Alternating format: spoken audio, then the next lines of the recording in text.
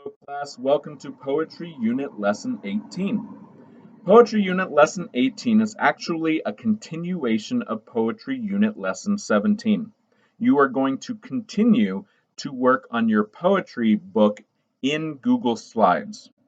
I am attaching the video to Poetry Unit Lesson 17 into your Google Classroom assignment so you can use that for any assistance that you may need in creating your poetry book in Google Slides, okay? All right. So today, if you have already started working on your poetry book, you can continue working on that. You can post your poems into your Google Slides, and you can start working on putting images into each poetry page. Now, what I want you to do is today consider working on making sure that your poems have 5 illustrations or photographs of your own. 10 of your poems can have illustrations or photographs that you find on Kittl, but 1/3 of your poems, that's 5, 1/3 of your poems need to be either illustrations that you have created or photographs that you have that you can put on each poetry page, okay?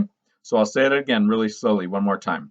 You have 15 poems, 10 poems need to be of images that you find on Kittl, and 5 poems need to have images that you have created, either by illustration or photograph.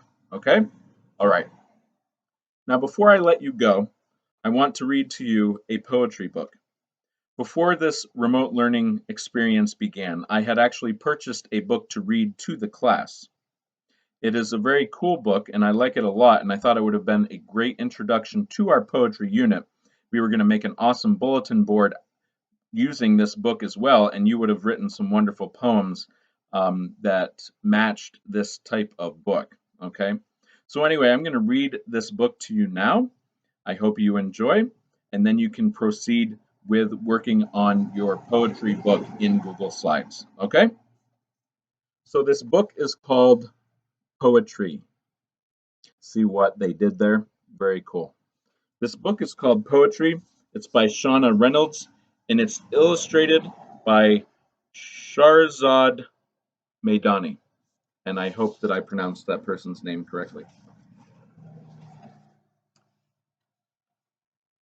The snow had melted, the buttercups were blooming, and Sylvia celebrated winter's end by writing a poem about spring.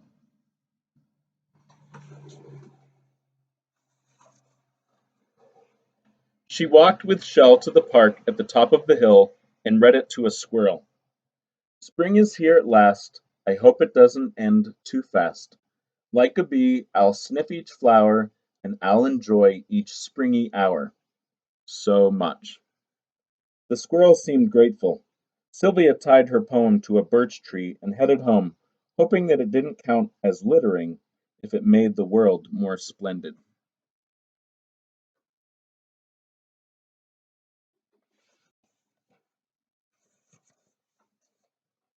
The next morning Sylvia passed the birch on her way to school. From a distance she saw her poem fluttering in the breeze. But when she got closer she realized that it wasn't her poem at all. I think spring is the best of the seasons, for plenty of excellent reasons. Like birdie parents building nests where all the baby birds can rest and play. Sylvia's heart did a somersault. She never imagined the tree might write back.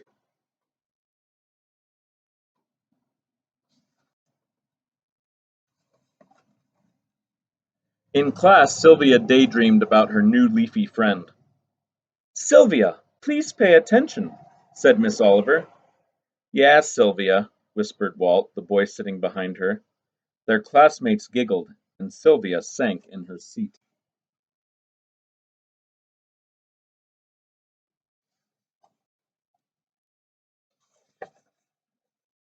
After lunch, Miss Oliver taught the class about haiku.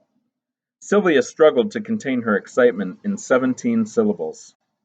White birch on the hill speaks out loud through rustling leaves, great green poetry.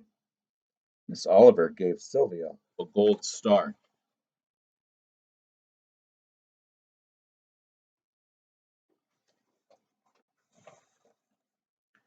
When the bell rang, Sylvia ran straight to the poetry.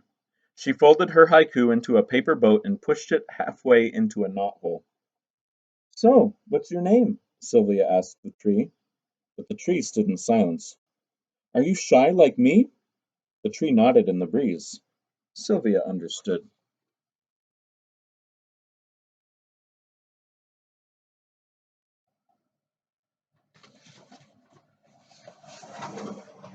That night Sylvia dreamed of rhymes falling like autumn leaves. She dreamed of cheerful songbirds greeting her in perfect rhythm.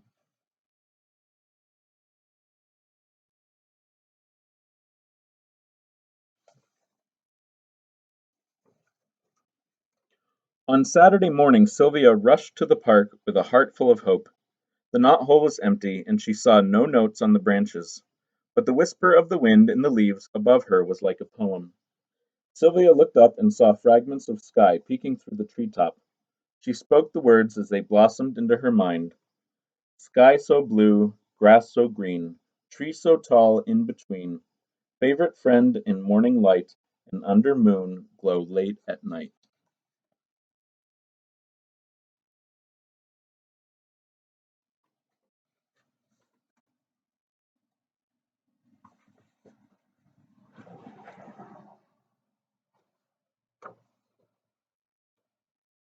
Hold on, here we go. Sylvia selected a twig from the ground and gripped it like a pencil. By Sylvia, she wrote in the air, but that didn't seem right. Love Sylvia. She waved her stick with a flourish, accidentally hitting a branch. A tightly folded ninja star fell to her feet. Sylvia couldn't unfold it fast enough.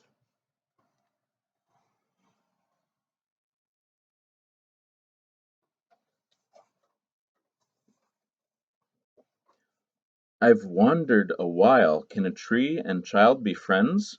Your words give me hope. Sylvia felt a spark in her heart. Good thing she brought sidewalk chalk.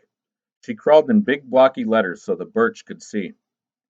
I never thought that I would see such lovely poems from a tree. I wish that I could climb and live among the words you love to give.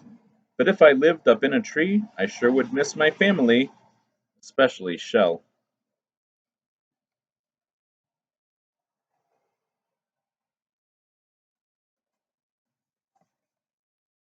Sylvia thought it was the greatest thing she had written in all her years. She wrapped her arms around the poetry. It was stronger, wiser, and kinder than the children at school. She knew she would always have a friend at the park. She didn't open her eyes until Shell barked.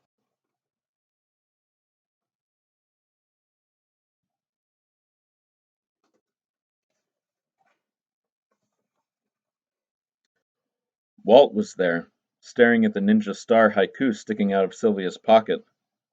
That's not for you. That's for my tree. Sylvia blinked. It was from the tree, just for me. Walt shook his head. Sylvia didn't understand. Had the tree she loved so much not given her a thing?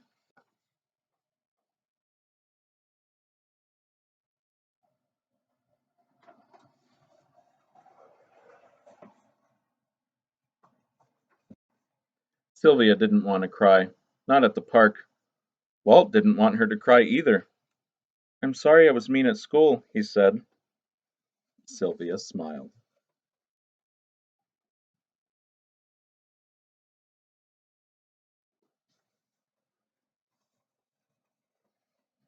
A friend of the tree is okay with me.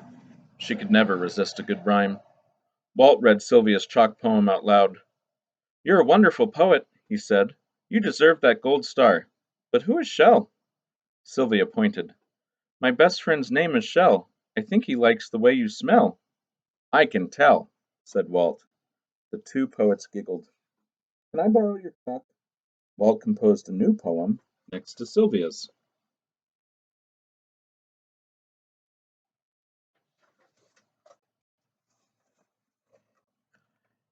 If you want to share a poem with me, give it to the tall birch tree.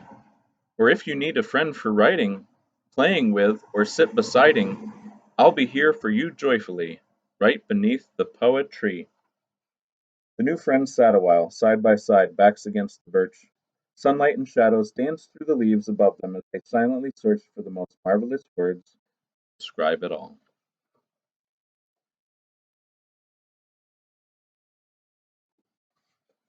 And that is the book Poetry. I hope you enjoyed it, and I hope you enjoy working on creating your poetry book. Make a great poem.